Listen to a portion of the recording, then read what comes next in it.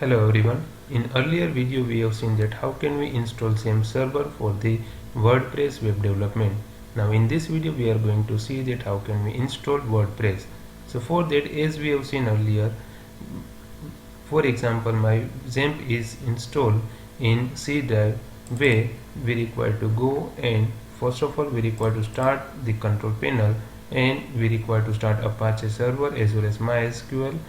So that I have already started. Next thing that we require to do, that we require to go to our PHP MyAdmin panel, right, where we can create our own database as per our requirement.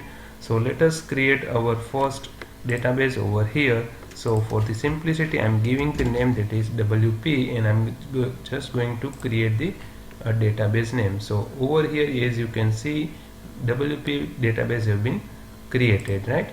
Next thing that we require to do, that is whatever setup we have downloaded for the WordPress, we require to unzip that folder, and that folder we require to copy and paste in htdocs folder in XAMPP folder, right?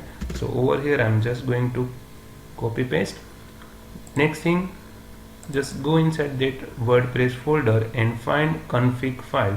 So over here you can see that wp config sample.php file we have, that we require to rename as wp-config.php, right?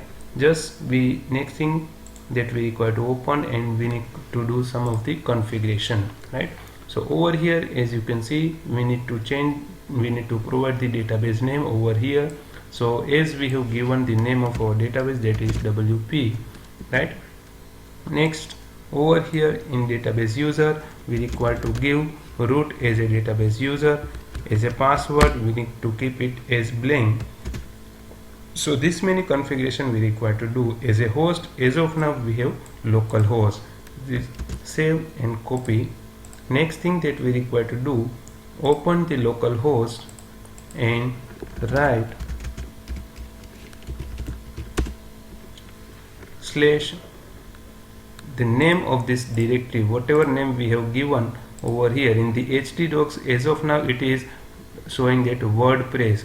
Let me change the name for the simplicity, WP. So over here in the browser, after localhost, we just need to type WP and enter, right? So it will show the installation steps that we require to follow. So we just need to do continue. So we need to provide some of the basic information, that is site demo, for example WP demo, for example user test1, right? And over here I'm going to change the password, that is test1@123, for example. Let me confirm that it is a weak password. For demo purpose it will be okay, right? Let me consider the email ID, that is test1@gmail.